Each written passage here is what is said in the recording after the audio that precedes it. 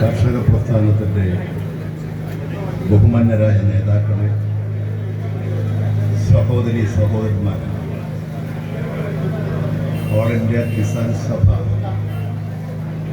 ദേശവ്യാപകമായി നിരവധി കാർഷിക പ്രശ്നങ്ങൾ ഏറ്റെടുത്തുകൊണ്ട് ഓരോ സംസ്ഥാനത്തിൻ്റെയും സാഹചര്യങ്ങൾ വിലയിരുത്തിക്കൊണ്ട് പ്രക്ഷോഭ സമരങ്ങൾ സംഘടിപ്പിക്കാൻ തീരുമാനിച്ചതിൻ്റെ ഭാഗമായി ഇന്ന് ഇന്ത്യയിലെ കാർഷിക മേഖലയിൽ വനമേഖലയോട് തൊട്ടുകിടക്കുന്ന പ്രദേശങ്ങളിലുമായി കൃഷിക്കാരും ജനങ്ങളും അനുഭവിക്കുന്ന വന്യമൃഗങ്ങളുടെ ആക്രമണം, അതിനെതിരായിട്ടുള്ള ഒരു വലിയ ബഹുജന മുന്നേറ്റം സംഘടിപ്പിക്കാൻ തീരുമാനിച്ചിരിക്കുകയാണ്. അതിൻ്റെ പ്രാധാന്യം കൃഷിക്കാരിലും പൊതുജനങ്ങളിലും ആകെ വിശദീകരിക്കാൻ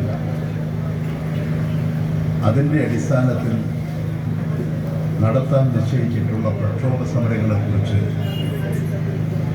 ജനങ്ങളുടെ മുമ്പാകെ വിശദീകരിച്ചുകൊണ്ട് സഹായം അഭ്യർത്ഥിക്കാനുമാണ് ഇത്തരത്തിൽ ഒരു പ്രചരണ പരിപാടിക്ക് രൂപം കൊടുത്തിട്ടുള്ളത്. ഇന്ന് കേരളത്തിൻ്റെ കാർഷിക മേഖല നേരിടുന്ന ഏറ്റവും പ്രധാനപ്പെട്ട ഒരു വിഷയമാണ് വന്യമൃഗങ്ങളുടെ ആക്രമണം. എല്ലാ ദിവസങ്ങളിലും പത്രങ്ങളിലെ ഒരു പ്രധാന വാർത്ത ഏതാണ്? നമ്മുടെ കേരളത്തിൻ്റെ ആകെ വിസ്തൃതി 39,000 ചതുരശ്ര കിലോമീറ്റർ. ആ 39,000 ചതുരശ്ര കിലോമീറ്ററിൽ ഏതാണ്ട് ഒരു 12,000-ൽ പരം ചതുരശ്ര കിലോമീറ്റർ വനമേഖലയാണ്, വനങ്ങളാണ്. മഹാരാഷ്ട്ര തൊട്ട് കർണാടകം, കേരളം, തമിഴ്നാട്, ഈ ദക്ഷിണ മേഖലയിൽ നീണ്ടുകിടക്കുന്ന പർവ്വത നിരകൾ, പശ്ചിമഘട്ടം, ഇതെല്ലാം വനമേഖലയാണ്. ഈ വനമേഖലയെ പൊതുവെ സംരക്ഷിക്കേണ്ടത് ജനങ്ങൾക്ക്, ജീവജാലങ്ങൾക്ക് ആവശ്യമാണ്. കാലാവസ്ഥയും ഭൂപ്രകൃതിയും സംരക്ഷിക്കാൻ, കാലാവസ്ഥാ വ്യതിയാനത്തിൽ നിന്ന് നാടിനെ രക്ഷിക്കാൻ ഈ ഹരിത മേഖല സംരക്ഷിക്കണം. അതുകൊണ്ടാണ് കേരളം ഒരു വന നിയമം തന്നെ കേരളത്തിൽ പാസാക്കിയത്. കേരളത്തിൽ നമ്മുടെ ഭാഷാ സംസ്ഥാന രൂപീകരണത്തിന് ശേഷം അധികാരത്തിൽ വന്ന കമ്മ്യൂണിസ്റ്റ് മന്ത്രിസഭ EMS ഗവൺമെൻറ് കാർഷിക രംഗത്ത് ഭൂപരിഷ്കരണം നടപ്പിലാക്കുമ്പോൾ ഈ വനമേഖലയെ കാത്തുസൂക്ഷിക്കാൻ, വനമേഖലയുമായി ബന്ധപ്പെട്ട് കിടക്കുന്ന തോട്ടം മേഖലയെ കാത്തുസൂക്ഷിക്കാനുമുള്ള നടപടികൾ സ്വീകരിക്കുന്നത്. അതുകൊണ്ടാണ് മിച്ചഭൂമിയിൽ നിന്ന് തോട്ടം മേഖലയെ ഒഴിവാക്കിയത്. അതിൻ്റെ പ്രധാനപ്പെട്ട 2 കാരണങ്ങളിൽ ഒന്ന്, ഓരോ പ്രദേശത്തിൻ്റെയും പരിസ്ഥിതി സംരക്ഷണത്തിന് വേണ്ടിയിട്ടാണ്. രണ്ടാമത്തത്, തോട്ടം മേഖല ഒരു വലിയ തൊഴിൽ മേഖലയാണ്. ആയിരക്കണക്കിന് തൊഴിലാളികൾ പണിയെടുക്കുന്ന തോട്ടം മേഖല, അവരുടെ സംരക്ഷണം ഉറപ്പുവരുത്താനുമുള്ള നടപടികളാണ് സ്വീകരിച്ചിട്ടുള്ളത്. അങ്ങനെ കാത്തു സൂക്ഷിച്ചുകൊണ്ടാണ് കേരളം പോകുന്നത്. ആ കേരളത്തിൻ്റെ വനാന്തരങ്ങളിലും ഇന്ത്യയുടെ വനമേഖലയിലുമെല്ലാം ഇപ്പോൾ വന്യമൃഗങ്ങളുടെ എണ്ണം പെരുകിക്കൊണ്ടിരിക്കുകയാണ്. മുൻകാലങ്ങളിലൊക്കെ നാട്ടുകാർ, ജനങ്ങൾ, കൃഷിക്കാർ ഈ വന്യമൃഗങ്ങളെ പലതിനെയും വേട്ടയാടി അതിൻ്റെ ഫലമായിട്ട് കാടുകളിലേക്ക് തന്നെ തിരിച്ചു പോകും. ഇപ്പോൾ സ്ഥിതി അതല്ല. ഇപ്പോഴാകട്ടെ ഇവിടെ കേന്ദ്ര ഗവൺമെൻറ് നടപ്പിലാക്കിയിട്ടുള്ള വന്യമൃഗ സംരക്ഷണ നിയമം, ഇന്ന് ചില പത്രങ്ങൾ എഴുതിയത് വനമേഖല സംരക്ഷണമെന്നാണ്. വനമേഖല സംരക്ഷണ നിയമമല്ല, കേന്ദ്ര ഗവൺമെന്റ് പാസാക്കിയത് വന്യമൃഗ സംരക്ഷണമാണ്. വന്യമൃഗ സംരക്ഷണം. വന്യമൃഗങ്ങളെ സംരക്ഷിക്കാൻ 1972 കോൺഗ്രസ് ഇന്ത്യ ഭരിക്കുമ്പോൾ, ഇന്ത്യൻ പ്രധാനമന്ത്രിയായ ശ്രീമതി ഗാന്ധി രാജ്യം ഭരിക്കുമ്പോൾ ഒരു നിയമമുണ്ടാക്കി. ആ നിയമം ചില വലതുപക്ഷ സങ്കുചിതവാദികൾക്ക് വേണ്ടിയിട്ടായിരുന്നു. ആ നിയമത്തിന്റെ ഫലമായിട്ട് ഒരു വന്യമൃഗത്തെയും ആക്രമിക്കാനോ വന്യമൃഗങ്ങളെ വേട്ടയാടാനോ വന്യമൃഗങ്ങളെ ബുദ്ധിമുട്ടിക്കാനോ അവരുടെ ഏതെങ്കിലും പ്രദേശത്ത് വന്യമൃഗങ്ങളെ ആട്ടിയോടിക്കാനോ ഒന്നും പാടില്ലാത്തതാണ്. അങ്ങനെ ചെയ്യുന്നതൊക്കെ കുറ്റമായി കണക്കാക്കി 1972 കോൺഗ്രസ് കൊണ്ടുവന്ന വന്യമൃഗ സംരക്ഷണ നിയമം, ആ വന്യമൃഗ സംരക്ഷണ നിയമത്തെ 2022 BJP ഗവൺമെന്റ് അധികാരത്തിൽ വന്നപ്പോൾ BJP ഗവൺമെന്റ് അത് കുറെ കൂടി ദൃഢീകരിച്ചു, കുറച്ചുകൂടി ശക്തിപ്പെടുത്തി. അതിനുള്ള നിയമങ്ങളും ഉത്തരവുകളും ചട്ടങ്ങളും ഉണ്ടാക്കി ഘട്ടം ഘട്ടമായിട്ട്. ഇതിന്റെ ഫലമായിട്ട് ഇന്ന് വന്യമൃഗങ്ങളെ ഒരു തരത്തിലും ആക്രമിക്കാനോ വനങ്ങളിൽ നിന്ന് തുരത്താനോ ഏതെങ്കിലും തരത്തിലുള്ള ബുദ്ധിമുട്ടുകൾ വന്യമൃഗങ്ങൾക്ക് ഉണ്ടാക്കാനോ പാടില്ല. അങ്ങനെ ചെയ്താൽ അതെല്ലാം വലിയ കുറ്റമാണ്. ഇവിടെ കാട്ടുപോത്ത്, കാട്ടുപന്നി, ആന മനുഷ്യനെ ആക്രമിക്കാൻ വന്നാൽ ഏതെങ്കിലും തരത്തിലുള്ള തിരിച്ചടികൾ കൊടുത്താൽ അത് നിയമവിരുദ്ധമാണ്. പാമ്പ് കടിക്കാൻ വരുന്നു, പാമ്പിനെ തല്ലിക്കൊന്നാൽ കുറ്റമാണ്. പാമ്പിനെ നേരെ കാട്ടിലോട്ട് പറഞ്ഞു വിടണം. മൃഗങ്ങൾ ആക്രമിക്കാൻ വരുമ്പോൾ മൃഗങ്ങളെ കാട്ടിലോട്ട് പറഞ്ഞു വിടണം. അതാണ് ഇവിടുത്തെ നിയമം. അത്തരത്തിലൊരു നിയമം നിലനിൽക്കുന്ന രാജ്യമാണ് ഇന്ത്യ. ഇവിടെ മേനകാ ഗാന്ധിക്കും ചില വലതുപക്ഷക്കാർക്കും വേണ്ടി, ചില സങ്കുചിത താല്പര്യക്കാർക്ക് വേണ്ടി ഉണ്ടാക്കിയ നിയമത്തിന്റെ ദുരന്തം അനുഭവിക്കുന്ന ജനങ്ങളാണ്, പ്രത്യേകിച്ച് കൃഷിക്കാരാണ്. ഈ വനാന്തരങ്ങളിലുള്ള വന്യമൃഗങ്ങൾ പെരുകി വരികയാണ്. ആനയും കാട്ടുപോത്തും കാട്ടുപന്നിയും അതുപോലെ തന്നെ മയിലും കുരങ്ങും കടുവയും എല്ലാം കാടുകളിൽ പെരുകി വരികയാണ്. അതിന് വന്ധീകരിക്കുന്നതിന് വേണ്ടിയിട്ടുള്ള വന്ധീകരണം നടപ്പിലാക്കാനുള്ള നടപടിയുമില്ല. ഇപ്പം നമ്മുടെ നാട്ടിൻ പുറത്ത് തന്നെ നായശല്യം വർദ്ധിക്കുകയാണ്. പഞ്ചായത്തിനോട് പറഞ്ഞിട്ടുണ്ട് അതിൻ്റെ വംശവർദ്ധനവ് ഇല്ലാതാക്കാനുള്ള നടപടി സ്വീകരിക്കണം. കാരണം ഇവരെ ഉപദ്രവിച്ചാൽ നിയമവിരുദ്ധമാണ്. പാമ്പിനെ തല്ലിക്കൊന്നാൽ കേസാണ്, ജയിലിൽ പോകണം. കാട്ടുപന്നിയെ വെടിവെച്ചാൽ തല്ലിക്കൊന്നാൽ ജയിലിൽ പോകണം. ഇതാണ് ഇന്നത്തെ നിയമവ്യവസ്ഥ. കേരളത്തിൽ ഇടതുപക്ഷ ഗവൺമെന്റ് ഈ വനസംരക്ഷണ നിയമം പാസാക്കിയതിൻ്റെ ഒരു വകുപ്പ് വെച്ചിട്ടാണ് ഇപ്പോൾ ഈ കൃഷിക്കാരോട് വന്യമൃഗങ്ങളെ തിരിച്ച് കാട്ടിലേക്ക് ഓടിക്കാനും അതിന് വെടിവെക്കാനുമുള്ള ഒരു ചെറിയ അധികാരം നിയമത്തിൻ്റെ പഴുതുകളിലൂടെ തദ്ദേശ സ്വയംഭരണ സ്ഥാപനങ്ങളിലൂടെ നടപ്പിലാക്കാൻ കേരള ഗവൺമെന്റ് നടപടി സ്വീകരിച്ചത്. വനം കേന്ദ്രഭരണ പ്രദേശമാണ്, വനം കേന്ദ്രത്തിൻ്റെതാണ്. അവിടെ ഒരു കാര്യവും ചെയ്യാൻ സംസ്ഥാന ഗവൺമെന്റുകൾക്ക് അധികാരമില്ല. അതുകൊണ്ട് കേന്ദ്ര ഭരണ നിയന്ത്രണ മേഖലയായിട്ടുള്ള വനങ്ങളിൽ വന്യമൃഗങ്ങൾ ഇങ്ങനെ പെരുകിക്കൊണ്ടിരിക്കുന്നു. ഇപ്പം നമ്മുടെ അയൽ സംസ്ഥാനങ്ങൾ, ഇപ്പോൾ മഹാരാഷ്ട്രയും കർണാടകവും തമിഴ്നാടും ഒക്കെ ഈ പർവ്വത മേഖലകളിലുള്ള ഈ സംസ്ഥാനങ്ങളുടെ ഭാഗങ്ങളിൽ വലിയ തോതിൽ മരം വെട്ടുകയാണ്. കാടുകളെല്ലാം വെട്ടി നീക്കപ്പെടുകയാണ്. ഇപ്പോൾ അവിടെ ആവാസ കേന്ദ്രമായി തീർന്നിട്ടുള്ള വന്യമൃഗങ്ങളും കേരളത്തിലേക്ക് കടക്കുകയാണ്. കാരണം കേരള ഗവൺമെൻറ് വനം സംരക്ഷിക്കുന്നുണ്ട്. ഇവിടെ വനങ്ങളുണ്ട്. ഈ വനങ്ങളിൽ നല്ല തണുപ്പ് കിട്ടും. അതുകൊണ്ട് ആ വന്യമൃഗങ്ങളും ഒരു സുരക്ഷിത കേന്ദ്രമായിട്ട് ഇപ്പോൾ കേരളമാണ് കാണുന്നത്. ഇതെല്ലാം നമ്മുടെ കാർഷിക മേഖലയെ ബാധിക്കുകയാണ്. വന്യമൃഗങ്ങൾ തിങ്ങി നിറഞ്ഞുകൊണ്ടിരിക്കുകയാണ്. ഇപ്പം നമ്മുടെ കേരളത്തിൻ്റെ വനങ്ങളിൽ മാത്രം 5700 ആനകളുണ്ടെന്നാണ് വനംവകുപ്പിൻ്റെ കണക്ക്. 5700 ആനകൾ ഇങ്ങനെ വിഹരിക്കുന്ന ഒരു കേരളത്തിൻ്റെ വനാന്തരങ്ങൾ നിങ്ങൾ ചിന്തിച്ചു നോക്ക്. അത് പെരുകിക്കൊണ്ടിരിക്കുകയാണ്. ഈ ശബരിമല സീസൺ വരുമ്പോൾ ഈ കാട്ടിലുള്ള ആനകളെല്ലാം ഏതാണ്ട് ശബരിമല, കോട്ടയം ആ ഭാഗത്തേക്ക് സഞ്ചരിക്കും. അതിൻ്റെ പ്രധാനപ്പെട്ട കാരണം ഈ ആന ഉപ്പ് തിന്നാൻ താല്പര്യമുള്ളതാണ്.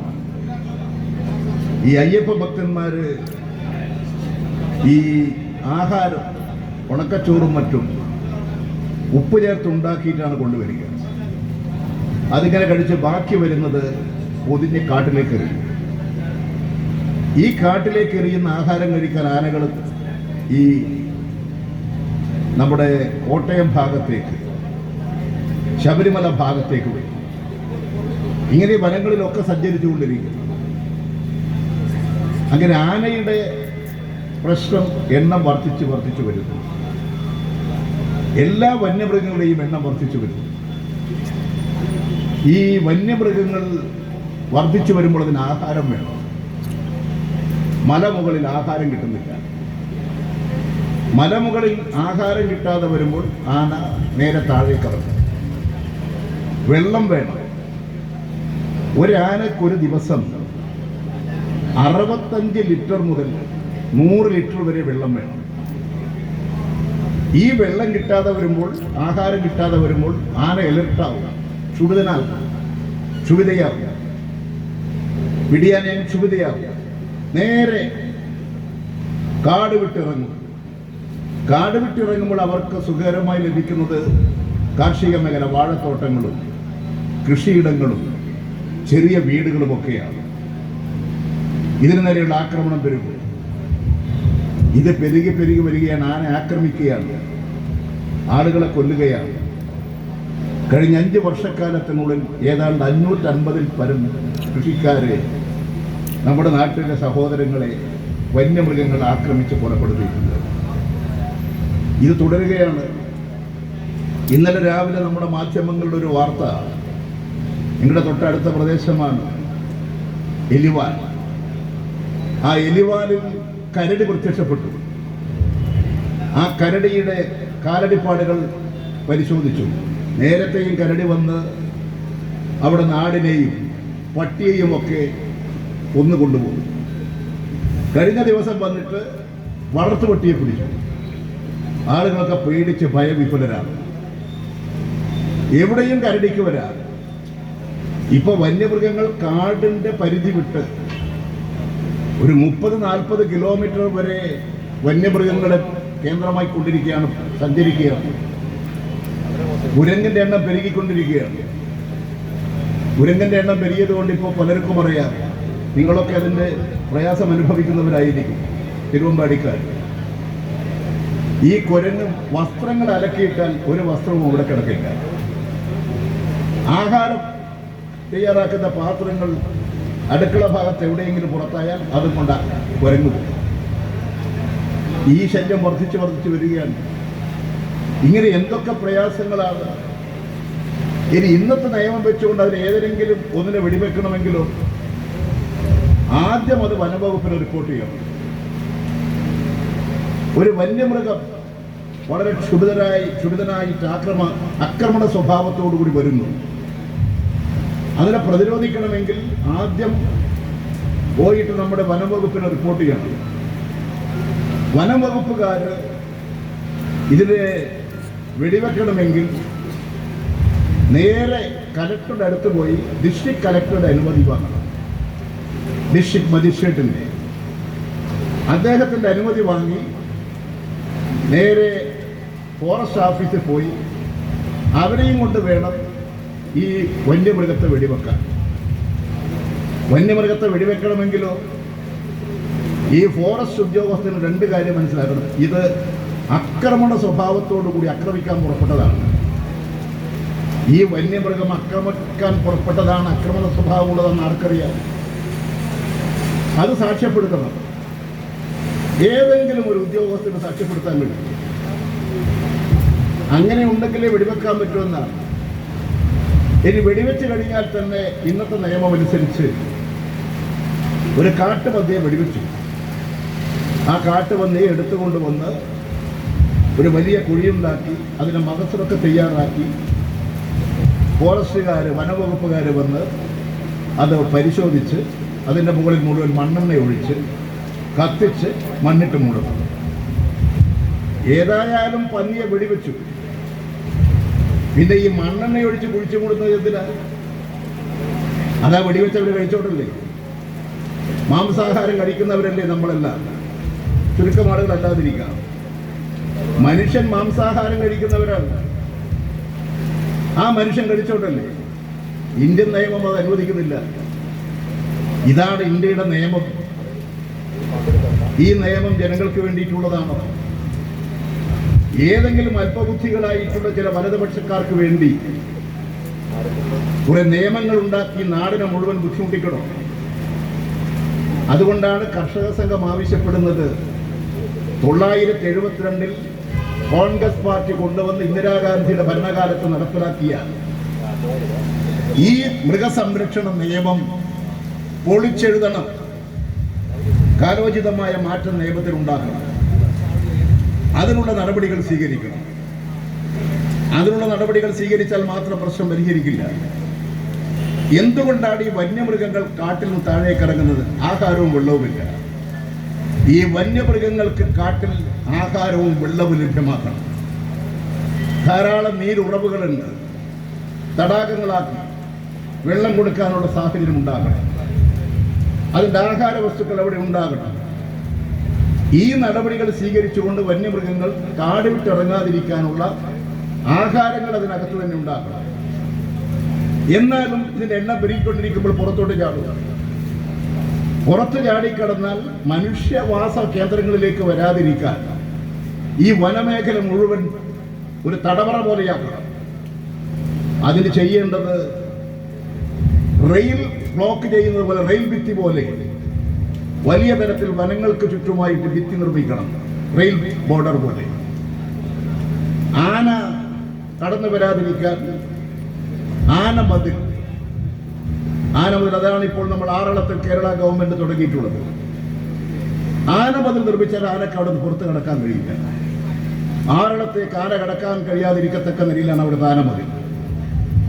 അതുമാത്രമല്ല, കുഴിച്ച് കുഴിയാക്കി തോട് പോലെ ഡ്രെഡ്ജിങ് നടത്തണം. ആനക്ക്, വന്യമൃഗങ്ങൾക്ക് ഇറങ്ങി കയറി വരാൻ പ്രയാസമുണ്ട്. ആനക്ക് തീരെ സാധിക്കില്ല. അതുകൊണ്ട് വലിയ തോതിലുള്ള ഈ ആനകളും വന്യമൃഗങ്ങളും ജനവാസ മേഖലയിലേക്ക് വരാതിരിക്കാനുള്ള വലിയ തരത്തിലുള്ള ഡ്രെഡ്ജിങ് നടത്തി അവിടെ തോടുകൾ നിർമ്മിക്കണം. ഇത് മാത്രവും പോരാ. ഇത് ആധുനിക കാലഘട്ടമാണ്. ഇപ്പൊ ഞങ്ങളിവിടെ പ്രസംഗിക്കുന്നത് ലോകത്തിലെ ഏത് രാജ്യങ്ങളിൽ നിന്നും നിരീക്ഷിക്കാം.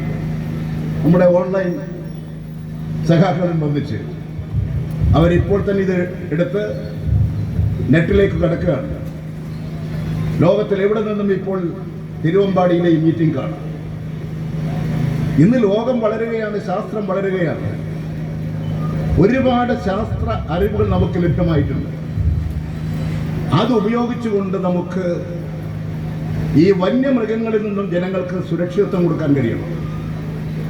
അതിനുവേണ്ടി കേരള ഗവൺമെന്റ് 650 കോടി രൂപയുടെ ഒരു വിശദമായ പ്രോജക്റ്റ് തയ്യാറാക്കി ശാസ്ത്രരംഗത്തെ കഴിവുകൾ ഉപയോഗിച്ചുകൊണ്ട് വന്യമൃഗങ്ങളെ പ്രതിരോധിക്കാനും വന്യമൃഗങ്ങളുടെ യാത്രാ മേഖല മനസ്സിലാക്കാനും അതിനനുസരിച്ച് പ്രതിരോധമുണ്ടാക്കാനും കഴിയാവുന്ന ശാസ്ത്ര സാങ്കേതിക വിദ്യ ഉപയോഗിക്കാനുള്ള ഒരു പ്രോജക്റ്റ് തയ്യാറാക്കിയിട്ടുണ്ട്. 8 കൊല്ലക്കാലമായി കേന്ദ്ര ഗവൺമെന്റിന്റെ മുമ്പിലത് ആ പ്രോജക്റ്റ് തയ്യാറാക്കിയിരുന്നെങ്കിൽ ഇന്ന് മരണപ്പെട്ടു പോയ പലരും മരിക്കില്ല, ജീവിച്ചിരിപ്പുണ്ടാവും. ഈ വന്യമൃഗങ്ങളുടെ ആക്രമണങ്ങളിൽ നിന്നും മനുഷ്യൻ രക്ഷയുണ്ടായിട്ടുണ്ടാകും. കേന്ദ്ര ഗവൺമെന്റ് അനുമതിയില്ല. 650 കോടി വേണം. ഇനി പൈസ തരേണ്ടി വരുമെന്ന് ധരിച്ചിട്ടാണോ ഞങ്ങൾ എവിടെ നിന്നെങ്കിലും കാശുണ്ടാക്കിക്കൊള്ളാം ജനങ്ങളെ രക്ഷിക്കാൻ? കേന്ദ്ര ഗവൺമെന്റ് അനുമതിയില്ല. എന്നാൽ ഈ കേരളത്തിൽ നിന്ന് ഒരാളൊഴികെ 19 എംപിമാർ അവിടെ പോയി ഇരിക്കുന്നില്ലേ? ഒരു MP ഒഴികെ മറ്റേതെങ്കിലും ഒരു MP എന്റെ നാട് കേരളം, അവിടുത്തെ കൃഷിക്കാരും ജനങ്ങളും അനുഭവിക്കുന്ന വന്യമൃഗങ്ങളുടെ ആക്രമണം, അതിൽ നിന്ന് എന്റെ നാടിനെ രക്ഷിക്കാൻ കേന്ദ്ര ഗവൺമെന്റ്, കേരള ഗവൺമെന്റ് ആവശ്യപ്പെട്ട ആ പ്രോജക്റ്റിന് അംഗീകാരം കൊടുക്കണം. എംപിമാരുടെ യോഗം പാർലമെന്റ് സമ്മേളനം ചേരുന്നതിന് മുൻപ് മുഖ്യമന്ത്രി എല്ലാ എംപിമാരെയും വിളിക്കും. എന്നിട്ട് എംപിമാരോട് പറയും, നമ്മുടെ കേരളത്തിന്റെ ആവശ്യങ്ങൾ ഇന്നതാണ്, നിങ്ങളിത് പാർലമെന്റിൽ ഉന്നയിക്കണം, അത് നേടിത്തരാൻ വേണ്ടി നിങ്ങൾ പാർലമെന്റ് പ്രവർത്തിക്കണം, എല്ലാവരും സഹകരിച്ചുകൊണ്ട് പ്രവർത്തിക്കണം. എല്ലാ എംപിമാരെയും വിളിച്ച് ചർച്ച ചെയ്ത് കേരളത്തിന്റെ ഡിമാൻഡ്സ് അവർക്ക് കൊടുക്കും. ഇവിടുന്നൊക്കെ പോയ MP എന്താ അവിടെ എടുക്കുന്ന പണി? BJP ഗവൺമെന്റിന് അനുകൂലമായ നിലപാട് നിങ്ങൾ എടുത്തോ, പക്ഷെ ജനങ്ങളോട് അനുകൂലമായ നിലപാട് സ്വീകരിക്കണ്ടേ? ആ നിലപാട് സ്വീകരിക്കുന്നുണ്ടോ?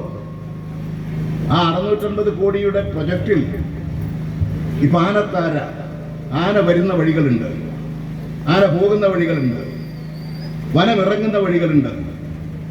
കാട്ടിൽ എവിടെയൊക്കെയാണ് വന്യമൃഗങ്ങളുള്ളത് ഇത് നിരീക്ഷിക്കാൻ ഇപ്പൊ ഡ്രോണുകളുണ്ട്. ഈ ചില നിങ്ങളൊക്കെ കണ്ടു കാണും, നമ്മുടെ ക്യാമറാമാൻമാര് ചില വിവാഹത്തിലും വലിയ സമ്മേളനങ്ങളിലും ഒക്കെ പടമെടുക്കാൻ ഒരു വിമാനത്തിന്റെ ഷേപ്പിൽ ഒരു ഉപകരണം വിടും. ഒരു ഡ്രോണാണ്, ഒരു ടൈപ്പ് ഡ്രോണാണ്. അതിങ്ങനെ ആളുകൾക്ക് മുകളിലൂടെ ചുറ്റിക്കറങ്ങിക്കൊണ്ടിരിക്കും. അപ്പോൾ അവർ പടമെടുത്തുകൊണ്ടിരിക്കും, പടമെടുത്ത് അയച്ചുകൊണ്ടിരിക്കും. ഈ ഡ്രോണുകൾ ഉപയോഗിച്ചുകൊണ്ടാണ് ഇപ്പോൾ യുദ്ധരംഗത്ത് ഉപയോഗിക്കുന്നത്. ഈ ഡ്രോണുകൾ ഉപയോഗിച്ചാൽ കേരളത്തിനകത്ത് മഞ്ചേശ്വരം മുതൽ പാറശാല വരെ, കളിക്കാവിള വരെ കേരളത്തിന്റെ വനമേഖലകളിൽ എന്താണ് ഉണ്ടാകുന്നത്, വന്യമൃഗങ്ങൾ എവിടെ, എങ്ങനെ, ഏതൊക്കെ തരത്തിൽ ആക്രമണ സ്വഭാവമുണ്ട് എന്നുള്ളതിനെ കുറിച്ച് മനസ്സിലാക്കി ആവശ്യമായ നടപടി സ്വീകരിക്കാൻ കഴിയും. ആ ഡ്രോണുകൾ ഉപയോഗിച്ച് നിരീക്ഷണം നടത്തുക, അതാണ് പ്രോജക്റ്റിലുള്ള ഒരു കാര്യം.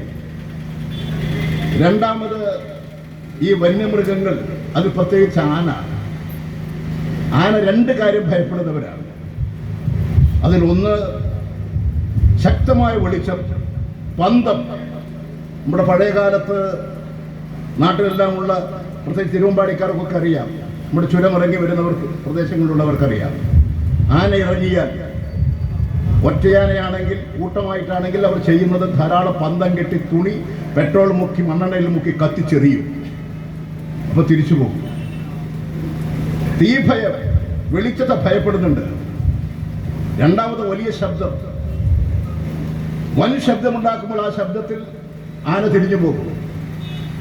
വർഷങ്ങൾക്ക് മുൻപ് എനിക്കതിനൊരു അനുഭവം ഉണ്ടായിരുന്നു. ഇവിടെ അന്തരിച്ചു പോയ സഖാവ് പാട്യം ഗോപാൽ, അദ്ദേഹം MP ആയിരിക്കുന്ന അവസരത്തിൽ ഞങ്ങളൊരു ജാഥ, അന്ന് വയനാടും കാസർഗോഡും ഒക്കെ കണ്ണൂർ ജില്ലയാണ്, സഖാവ് പാട്യത്തിന്റെ നേതൃത്വത്തിൽ ഞാനതിലൊരു അംഗമായിരുന്നു. ഞങ്ങളൊരു ജാഥ പുറപ്പെട്ടു. വയനാട്ടിൽ നിന്ന പരിപാടി കഴിഞ്ഞ് തിരിച്ച് കണ്ണൂരിലേക്ക്, ചുരത്തിലേക്ക് പോകുമ്പോൾ ചുരത്തിലാണ്. ചുരത്തിന്റെ കുറെ മുമ്പിൽ നിന്ന് തന്നെ ആനപ്പിണ്ടി കാണുന്നുണ്ട്. ആനപ്പിണ്ടിന്ന് ഇതിന്റെ ആവി പോകുന്നുണ്ട്. അപ്പൊ പാട്യം പറഞ്ഞു, സമീപത്ത് ആനയുണ്ട്. പറഞ്ഞതുപോലെ തന്നെ അല്പസമയത്തിനകം ആന റോഡിന്റെ ഒരു ഭാഗത്ത് നിൽക്കുകയാണ്. അപ്പൊ അന്ന് ഞങ്ങളോടൊപ്പം പാട്ടുകാരനായിട്ട് നമ്മുടെ KPR പണിക്കറാണ്. അദ്ദേഹവും അദ്ദേഹത്തിന്റെ സംഘവും ഈ മൈക്കെടുത്ത് അട്ടഹസിച്ചുകൊണ്ടൊക്കെ പാട്ട് പാടി. ആ പാട്ട് പാടുന്ന ഡ്രൈവർ പറഞ്ഞു, ലുങ്കിയുണ്ട്, അത് പെട്രോൾ മുക്കി വെച്ചിട്ടുണ്ട്, കത്തിച്ചെറിയാണ്. ഇത് രണ്ടും ചെയ്തപ്പോൾ ആനങ്ങ് പോയി. നമ്മുടെ നാട്ടിൻപുറങ്ങൾ സാധാരണ സ്വീകരിച്ചിട്ടുള്ളതോ. അതുപോലെ തന്നെ നമ്മുടെ വനത്തിൽ താമസിക്കുന്ന ഗോത്രവർഗക്കാരെങ്ങനെയാ താമസിക്കുന്നത്? ഈ വന്യമൃഗങ്ങളെ എങ്ങനെ പെരുമാറണം, എങ്ങനെ കൈകാര്യം ചെയ്യണമെന്ന് മനസ്സിലാക്കി ജീവിക്കുന്നവരാണത്. ഏതാണ്ട് 26 ഗോത്രവർഗക്കാർ ഈ കാടുകളിൽ താമസിക്കുന്നതിന് ചില സാങ്കേതികമായ പരിജ്ഞാനം നേടിയിട്ടുണ്ട്. ആ പരിജ്ഞാനം പുതിയ തലമുറക്ക് കൈമാറാൻ, കാര്യങ്ങൾ പഠിക്കാൻ കേരള ഗവൺമെന്റ് അത് മനസ്സിലാക്കി പ്രയോഗത്തിൽ വരുത്തുന്നതിന് വേണ്ടിയിട്ടുള്ള നടപടി ഇപ്പോൾ സ്വീകരിച്ചിരിക്കുകയാണ്. എങ്ങനെയൊക്കെ ജനങ്ങളെ രക്ഷിക്കാൻ കഴിയും, മുൻകാലങ്ങളുടെ അനുഭവങ്ങളിലൂടെ എങ്ങനെയാണ് ഇങ്ങനെയൊക്കെ വന്നിട്ടുള്ളത്, പഠിച്ച് കാര്യങ്ങൾ അവതരിപ്പിക്കുകയാണ്. അതുകൊണ്ട് വനത്തിനകത്ത് ഇപ്പോൾ നിരീക്ഷണം നടത്താൻ സാധിക്കും. CCTV ഉണ്ട്. ഇപ്പൊ സൈബർ കേസുകൾ മുഴുവൻ തെളിയിക്കുന്ന CCTV വെച്ചിട്ടല്ലേ. പിടിച്ചു പറിക്കുന്നു. മണിക്കൂറുകൾക്കകം പോലീസ് അവൻ കോഴിക്കോട് പട്ടണത്തിലെത്തിയ തിരുവമ്പാടി ഇത് പിടിച്ചു പറിച്ച് കോഴിക്കോട് എത്തുമ്പോഴേക്കും പോലീസ് വലയത്തിലാകും. ഇവിടെ കടയിൽ കയറുന്നത്, പോകുന്ന ആളുകളെ മാല പിടിച്ചു പറിക്കുന്നത്, ഇതൊക്കെ ഏതെങ്കിലും CCTV-യിൽ കാണും. ആ കണ്ടു കഴിഞ്ഞാൽ അത് നിരീക്ഷിക്കാൻ കോഴിക്കോട് പോലീസുണ്ട്, സൈബർ പോലീസ്. അപ്പൊ പിടിക്കും അവിടെ എത്തുമ്പോൾ. ഇതിന്ന് സാങ്കേതിക വിദ്യയുടെ വളർച്ചയാണ്. ഈ വനങ്ങളിലൊക്കെ ഇത്തരത്തിലുള്ള CCTV-കൾ സ്ഥാപിക്കുക, ഹൈമാസ് ലൈറ്റുകൾ സ്ഥാപിക്കുക, വനത്തിന് ചുറ്റുമായിട്ട്, വനത്തെ ലക്ഷ്യം വെച്ചുകൊണ്ട്. വന്യമൃഗങ്ങൾ ഇറങ്ങി വരില്ല, നിരീക്ഷിക്കാൻ സാധിക്കും. വലിയ ആനുവൽ അലാറം അടിച്ചാൽ ആനകൾ തിരിച്ചു പോകും. അതുപോലെ തന്നെ ആളുകൾക്ക് ജാഗ്രതാ നിർദ്ദേശം കൊടുക്കാൻ നിങ്ങളുടെയൊക്കെ മൊബൈൽ വാട്സപ്പ് ഉണ്ട്, ഇൻസ്റ്റാഗ്രാം ഗ്രൂപ്പുണ്ട്, ഇന്റർനെറ്റ് കണക്ഷനുകൾ പലതുമുണ്ട്. ആ കണക്ഷനുകളിലൂടെ ഈ വന്യമൃഗങ്ങളുടെ സഞ്ചാരപഥം, വന്യമൃഗങ്ങൾ നാട്ടിലേക്ക് ഇറങ്ങാൻ സാധ്യതയുള്ള പ്രദേശം, ഇതെല്ലാം മുൻകൂട്ടി ജനങ്ങളെ അറിയിക്കാൻ സാധിക്കും. ഇപ്പൊ ടിവിയിൽ ബ്രേക്ക് ന്യൂസ്, തിരുവമ്പാടിയിലേക്ക് ചുരത്തിൽ നിന്ന് ആന ഇറങ്ങിയിട്ടുണ്ട്. അപ്പൊ ആ പ്രദേശത്തുള്ള ആളുകൾ ശ്രദ്ധിക്കപ്പെടും. ഇങ്ങനെ ജനങ്ങൾക്ക് മുന്നറിയിപ്പ് കൊടുക്കാൻ, ജനങ്ങളിൽ തന്നെ വന്യമൃഗങ്ങളോട് ഇടപഴകാൻ കുറെ കൂടി പരിചയമുണ്ടാകണം. ആന വല്ലാതെ പകയുള്ള സാധനമാണ്. വർഷങ്ങൾക്ക് മുമ്പ് നമ്മുടെ ആറളത്ത് തന്നെ ഒരു കുട്ടി കവണ വെച്ചിട്ട് ഇങ്ങനെ അടിക്കും. ആന അപ്പുറം തോട്ടിനപ്പുറം വെള്ളം കുടിക്കാൻ വരും. പക്ഷെ കുട്ടിക്കൊരു രസം, ഈ കവണ വെച്ച് ഇങ്ങനെ ആനയെ നോക്കി അടിക്കും. പക്ഷേ ഈ അടിക്കുന്നത് അനുഭവിച്ച ആന രാത്രിയാകുമ്പോൾ ഈ കുട്ടിയുടെ വീട് നോക്കി പോകും. രാത്രി കാവലിരിക്കും അവിടെ ഈ കുട്ടീനെ പിടിക്കാൻ. ഒരു ദിവസം കാവലിരുന്നിട്ട് ഒരാൾ പുറത്തിറങ്ങുമ്പോൾ, അച്ഛൻ പുറത്തിറങ്ങുമ്പോൾ ആന പിടിച്ചു. വല്ല പകയുള്ളതാ, RSSനെ പോലെയാണ്, വല്ലാത്ത കടുത്ത പകയാണ്. അതുകൊണ്ട് ഇത്തരത്തിലുള്ള പകയുള്ള ജീവിയാണ്. അതിനെങ്ങനെ മെരുക്കിയെടുക്കണം? RSSന്റെ പകയെ എങ്ങനെയാ മെരുക്കിയെടുക്കുക? നല്ല കാര്യം പറഞ്ഞു കൊടുത്തിട്ട്, ജനങ്ങളോട് ഉപദേശം കൊടുത്ത്, ജനങ്ങളുടെ ബോധനിലവാരം വർദ്ധിപ്പിച്ച്, ഈ അന്ധവിശ്വാസവും അനാചാരവും നടത്തി രാജ്യത്തെ കലാപത്തിന്റെ ഭൂമിയാക്കി മാറ്റുന്ന ഇവരെ എങ്ങനെ ഒറ്റപ്പെടുത്തണം? ജനങ്ങളുടെ ബോധവൽക്കരണം. ആ ബോധവൽക്കരണം ആ രംഗത്ത് വേണം. മൃഗങ്ങളോട് എങ്ങനെ പെരുമാറണം, അതാണ് ഗോത്രവർഗക്കാർ. ഈ തരത്തിലുള്ള സംവിധാനങ്ങൾ ഒരുക്കണം. ആധുനിക സാങ്കേതിക വിദ്യ പൂർണ്ണമായും ഉപയോഗപ്പെടുത്തിയാൽ നമുക്കൊരു പരിധിവരെ വന്യമൃഗങ്ങളിൽ നിന്നും സംരക്ഷണം കിട്ടും. അതിനാദ്യം ചെയ്യേണ്ടത് കേന്ദ്ര ഗവൺമെന്റ്, കേരള ഗവൺമെന്റ് പ്രോജക്റ്റിന് അംഗീകാരം കൊടുക്കണം. ഇവിടെ വന്യമൃഗങ്ങളുടെ ആക്രമണത്തിന്റെ ഫലമായി മരണപ്പെട്ടു പോയ ഒട്ടനവധി പേരുണ്ട്. ഒരാൾക്കും ഒരു 3/4 പൈസ, ഏതാണ്ട് 550 ആളുകൾ മരിച്ചിട്ടുണ്ട്. 4000-ഓളം ആളുകൾ പരിക്ക് പറ്റിയിട്ടുണ്ട്. മാരകമായ പരിക്ക് പറ്റിയവരുണ്ട്. ഇവിടെ തന്നെ നിങ്ങൾക്ക് സുൽത്താൻ ബത്തേരി നമ്മുടെ മുനിസിപ്പൽ ചെയർമാൻ സഹദേവൻ ഉണ്ടായിരുന്നു. സഹദേവൻ മുനിസിപ്പൽ ഓഫീസിൽ നിന്ന് സ്കൂട്ടറുമെടുത്ത്, മുനിസിപ്പൽ ഓഫീസിന്റെ അടുത്താണ് വീട്, പട്ടണത്തിലൂടെ സ്കൂട്ടറുമെടുത്ത് പോകുമ്പോഴാണ് കാട്ടുപന്നി. ഇപ്പോഴും അപകടത്തിൽപ്പെട്ട് സാധാരണ നിലയിലേക്ക് വന്നു കഴിഞ്ഞിട്ടില്ല. എത്രയോ സംഭവങ്ങളുണ്ട്. 4000-ൽ പരം മനുഷ്യനെ ഇത്തരത്തിൽ പരിക്ക് പറ്റി കിടക്കുന്നവരുണ്ട്, ജീവൻ നഷ്ടപ്പെട്ടു പോയവരുണ്ട്, അനാഥമായ കുടുംബങ്ങളുണ്ട്. അതുകൊണ്ട് അത്തരത്തിലുള്ള കുടുംബങ്ങളെ സഹായിക്കാൻ ഈ വനത്തിന്റെ അവകാശികൾ, വനത്തിന്റെ നിയന്ത്രണാധികാരമുള്ള കേന്ദ്ര ഗവൺമെന്റ് എന്തെങ്കിലും ഒരു കാര്യം ചെയ്തിട്ടുണ്ടോ? എത്രയായി നിവേദനങ്ങളുമായിട്ട് നമ്മുടെ സംസ്ഥാന സെക്രട്ടറി സഖാവ് പനോളി വത്സൻ ഡൽഹിയിൽ എന്തെങ്കിലും ഒരു ആവശ്യത്തിന് പോകേണ്ടി വന്നാൽ ആദ്യം ഈ നിവേദനവുമായിട്ടാണ് പോകുന്നത്. അവിടെയുള്ള എം പിമാരെ എല്ലാം കൂട്ടിച്ചേർത്ത് കിട്ടാവുന്ന എം പിമാരെയും കൊണ്ട് മന്ത്രിയുടെ അടുത്ത് പോകും. ഇത് വായിച്ച് മന്ത്രിയുടെ വെക്കും. എന്തെങ്കിലും ഒരു കാര്യം ഇന്ന് വരെ നിർവഹിച്ചിട്ടുണ്ടോ? എന്തെങ്കിലും മുക്കാ പൈസ മരണപ്പെട്ടവർക്ക് സഹായം കൊടുത്തിട്ടുണ്ടോ? ഈ മരിച്ചുപോയവരുടെ കുടുംബങ്ങൾക്ക് എന്തെങ്കിലും ഒരു ആശ്രയം കൊടുത്തിട്ടുണ്ടോ? ഇതാണ് കേന്ദ്ര ഗവൺമെന്റിന്റെ മനോഭാവം. ഇത് തിരുത്തി തീർക്കണം. നമ്മുടെ കൃഷി വലിയ തോതിൽ നാശനഷ്ടം സംഭവിക്കുന്നുണ്ട്. പച്ചക്കറിയൊന്നും കൃഷി ചെയ്യാൻ സാധിക്കില്ല. ഈ കുരങ്ങും അതുപോലെ പന്നിയും കാട്ടുമുയലും ഒക്കെ ഇത് മാന്തി ഒരു കിഴങ്ങ് വർഗ്ഗങ്ങളും ഇപ്പൊ നമുക്ക് കൃഷി ചെയ്യാൻ സാധിക്കുന്നില്ല. നിങ്ങൾ തന്നെ എന്താ പറയുന്നത്? കൃഷി ചെയ്യാത്തത് ചേമ്പ്, ചേന കൃഷി ചെയ്യുന്നുണ്ടോ? മധുരക്കിഴങ്ങ് കൃഷി ചെയ്യുന്നുണ്ടോ? ഇപ്പോഴും സാധാരണ കപ്പ കൃഷി ചെയ്യുന്നുണ്ടോ? മരച്ചീനി ആകുമ്പോഴേക്ക് ഇത് ആളുകൾ വേറെ വന്ന് കൊണ്ടുപോകും. പിന്നെ ഏതെങ്കിലും ഒരു കൃഷിക്കാരെ കൃഷി ചെയ്യൂ? ഇങ്ങനെ കാർഷിക മേഖല വികസിക്കാതിരുന്നാൽ നമ്മുടെ നാട് അഭിവൃദ്ധിപ്പെടുമോ? രാജ്യത്തിന്റെ പ്രശ്നം പരിഹരിക്കാൻ സാധിക്കുമോ? അതുകൊണ്ട് കാർഷിക മേഖല നേരിടുന്ന ഈ ഗുരുതരമായ പ്രശ്നങ്ങൾക്ക് പരിഹാരം കാണണം. അതിനെല്ലാവരെയും കൂട്ടിയോജിപ്പിക്കുകയാണ്. ഞങ്ങൾ മാത്രം സമരം ചെയ്യണമെന്നല്ല ഞങ്ങൾ ആഗ്രഹിക്കുന്നത്. ഞങ്ങളുമായി സഹകരിക്കാൻ തയ്യാറുള്ള എല്ലാവരെയും ഒന്നിപ്പിക്കുക. ചില മതപുരോഹിതന്മാർ ചർച്ചയൊക്കെ പറയുന്നുണ്ട്. ബഹുമാന്യനായിട്ടുള്ള നമ്മുടെ തിരുമേനി കംപ്ലാനി, അദ്ദേഹം ഞങ്ങളുമായി സഹകരിക്കാം. അദ്ദേഹത്തിന്റെ ഒക്കെ നല്ല മനസ്സിനെ ഞങ്ങൾ എപ്പോഴും സ്വാഗതം ചെയ്യും. ഏത് മതവിശ്വാസിയും ദൈവവിശ്വാസിയും ചർച്ചകളും ക്ഷേത്രങ്ങളും ആരാധനാലയങ്ങളും ഒക്കെ മുന്നോട്ട് വരുമ്പോൾ അവരെ എല്ലാം ചേർത്ത് പിടിച്ചുകൊണ്ട് ജനങ്ങളുടെ പ്രശ്നം പരിഹരിക്കണം. കൃഷിക്കാരുടെ താല്പര്യം സംരക്ഷിക്കണം. ഈ കേരളത്തിലെ കൃഷിക്കാർ നശിക്കാൻ ജനിച്ചിട്ടുള്ളവരല്ല.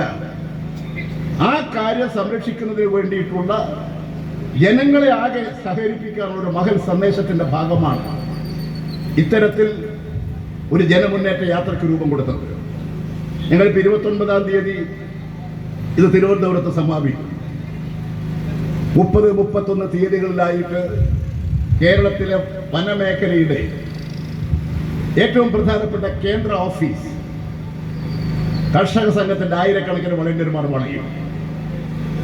50 മണിക്കൂർ സമയം വളഞ്ഞു വെക്കും. 2 ദിവസം ഈ ഓഫീസ് ആകെ വളഞ്ഞു വെച്ചുകൊണ്ട് രാപ്പകലില്ലാതെ ഈ കേരളത്തിന്റെ കൃഷിക്കാരന്റെ കേരളത്തിന്റെ താല്പര്യങ്ങൾ, വനമേഖലയുമായി തൊട്ടുകിടക്കുന്ന പ്രദേശങ്ങളിലെ വികാരങ്ങൾ, കേരളം അനുഭവിക്കുന്ന പ്രശ്നം വിളിച്ചു പറയും. ആ ശബ്ദം അവിടെ സിംഹാസനത്തിൽ ഇരിക്കുന്നില്ലേ കുറെ ആളുകൾ, അവരുടെ കണ്ണ് തുറപ്പിക്കുന്നതിന് വേണ്ടിയിട്ടാണ്. എന്നാലും കണ്ണ് തുറക്കാതിരുന്നാൽ ഞങ്ങൾക്ക് നിയമം കയ്യിലെടുക്കേണ്ടി വരും.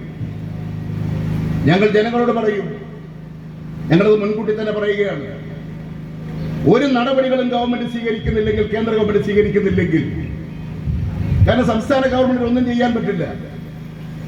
സംസ്ഥാന ഗവൺമെന്റിന് അധികാരമില്ല. സംസ്ഥാന ഗവൺമെന്റിന്റെ പരിമിതമായ ഈ മരണപ്പെട്ടവർക്ക് സഹായം കൊടുക്കുക എന്നുള്ളതാണ്. അതിപ്പോ വനം വകുപ്പിന് 5 ലക്ഷം കൊടുക്കും, മുഖ്യമന്ത്രിയുടെ ദുരിതാശ്വാസത്തോട് 5 ലക്ഷം കൊടുക്കും. അത് കേരള ഗവൺമെന്റ് കൊടുക്കുന്നതാണ്. അത്രയേ കേരളത്തിന് ചെയ്യാൻ സാധിക്കൂ. അതിനപ്പുറം കേരള ഗവൺമെന്റിന് ചെയ്യാൻ സാധിക്കുന്നതല്ല. അതുകൊണ്ട് കേന്ദ്ര ഗവൺമെന്റാണ് ഇത് നിർവഹിക്കേണ്ടത്. നിർവഹിക്കുന്നില്ല. വന്യമൃഗങ്ങളുടെ ആക്രമണം ഇങ്ങനെ വന്നുകൊണ്ടേയിരിക്കുന്നു.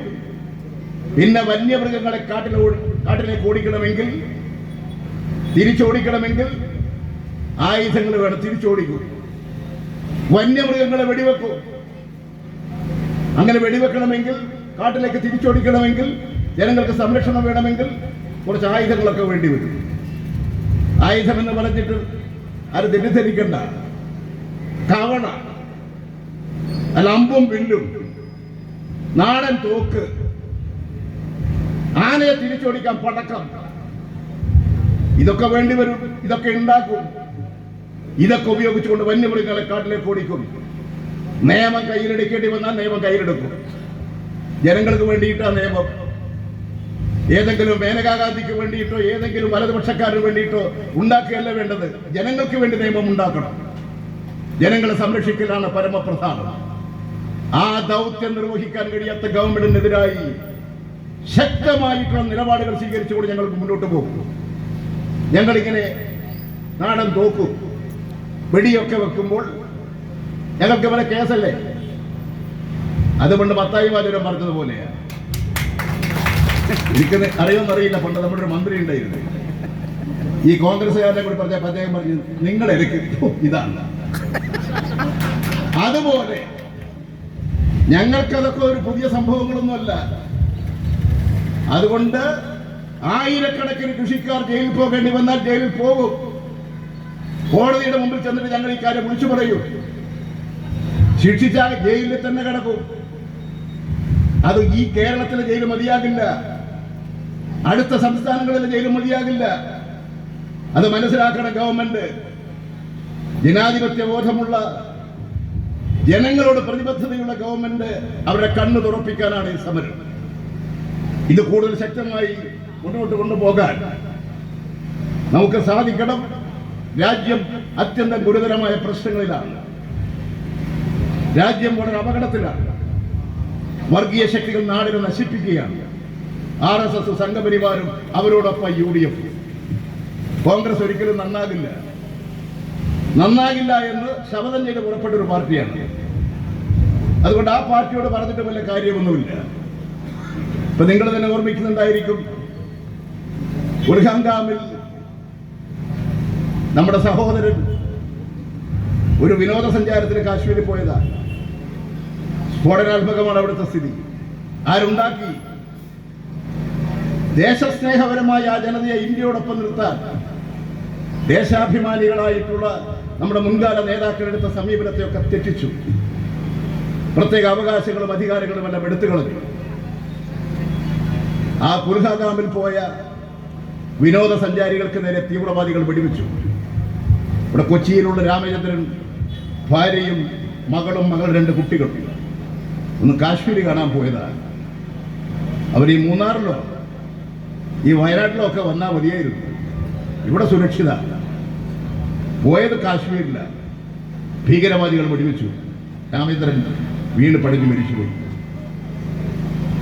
അമ്മ രോഗിയായതുകൊണ്ട് അവർ താമസിക്കുന്ന ഹോട്ടലിൽ തന്നെ അവരെ ആക്കിയിട്ടാണ് ഇവർ പോയത്. ഈ പെൺകുട്ടി, യുവതിയും 2 കുട്ടികളും നിലവിളിക്കുകയാണ്. അവർ 2 പേരും നിലവിളിക്കുന്ന അവസരത്തിൽ ഒരു അമീറും മുസഫറും അവരെ സഹായിക്കാൻ ഓടിയെത്തി. ആ സഹോദരിയും 2 കുഞ്ഞുങ്ങളെയും സംരക്ഷിച്ച് അവരെ സുരക്ഷിത കേന്ദ്രങ്ങളിൽ എത്തിച്ച് വിവരം കൊടുത്ത്, പട്ടാളക്കാർക്ക് വിവരം കൊടുത്ത് ആ വിവരങ്ങൾ അവരെ അറിയിച്ച് രക്ഷപ്പെടുത്തിയെടുത്തു. രാമചന്ദ്രന്റെ ശവശരീരം ബോഡി കേരളത്തിലേക്ക് കൊണ്ടുവന്ന് എറണാകുളത്ത്. ഇവിടെ വന്നപ്പോൾ അദ്ദേഹത്തിന്റെ മകൾ ഈ സംഭവങ്ങൾ നേരിട്ട് കണ്ട് വേദന അനുഭവിച്ച മകൾ ആരതി പറഞ്ഞു, എനിക്കൊരു 2 സഹോദരന്മാരുണ്ടായി കാശ്മീരിൽ, മുസഫറും അമീറും. ഇന്നും ഞാൻ എൻ്റെ ആ സഹോദരങ്ങളെ ഓർമ്മിക്കും. നമ്മുടെ മാധ്യമക്കാർ കാശ്മീരിൽ പോയി, ഈ സംഭവം നടന്ന സ്ഥലത്ത് പോയി മുസഫറിനെയും അമീറിനെയും കണ്ടു. അവർ പറഞ്ഞു, ഞങ്ങളുടെ ഒരു സഹോദരിയെ രക്ഷിച്ചു. ആ സഹോദരി 2 കൊച്ചുമക്കളും. ആ സഹോദരിയെ കാണാൻ ഞങ്ങൾ എന്തെങ്കിലും കേരളത്തിൽ. എത്ര വിശാല മനസ്കതയാണ്! ഈ സംഘപരിവാറിന്റെ സൈബർ ടീം എന്താ ചെയ്തത്? എന്ത് ക്രൂരമായിട്ട് അവരെ ആക്രമിച്ചത്? അത് RSS സംഘപരിവാർ, BJP. അതാണ് അവരുടെ ജന്മനാവാസന. മനുഷ്യത്വമില്ലാത്ത, മനുഷ്യസ്നേഹമില്ലാത്ത ക്രൂരന്മാരുടെ ഒരു പാർട്ടിയും പ്രസ്ഥാനവുമാണത്. ഇത് തിരിച്ചറിയാൻ കേരളീയർക്ക് കഴിയണം. കഴിയാതെ വന്നാൽ കേരളീയരെ നമ്മൾ നിസ്സഹായരായി തീരും. കേരളത്തിന്റെ മക്കളെ നമ്മൾ ബുദ്ധിശാലികളാണ്. ആ ഉന്നതമായ ധർമ്മം ഉയർത്തിപ്പിടിക്കാൻ കേരളീയർ കഴിയണം. അതാണ് ഞങ്ങൾ ജനങ്ങളോട് അഭ്യർത്ഥിക്കുന്നത്. ഈ വർഗീയ വിപത്തിൽ നിന്നും നാടിനെ രക്ഷിക്കാനുള്ള സാഹോദര്യം വളർത്തിയെടുക്കാൻ കർഷക പ്രസ്ഥാനത്തെ പോരാടിക്കൊണ്ടിരിക്കുന്ന ഒരു പ്രസ്ഥാനമാണ് കർഷക സംഘം. ആ ദൗത്യം ഏറ്റെടുത്തുകൊണ്ടാണ് നിങ്ങൾ മുന്നോട്ട് പോകുന്നത്.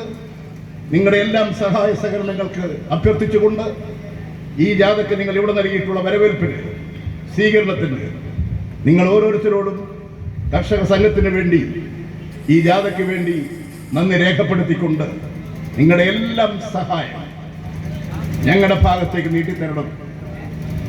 നിങ്ങളെല്ലാവരും അനുഗ്രഹിക്കണം, ആശീർവദിക്കണം എന്നൊരിക്കൽ കൂടി അഭ്യർത്ഥിച്ചുകൊണ്ട് എൻ്റെ വാക്കുകൾ ഉപസംഹരിക്കുന്നു. നിങ്ങൾക്ക് അഭിവാദ്യം.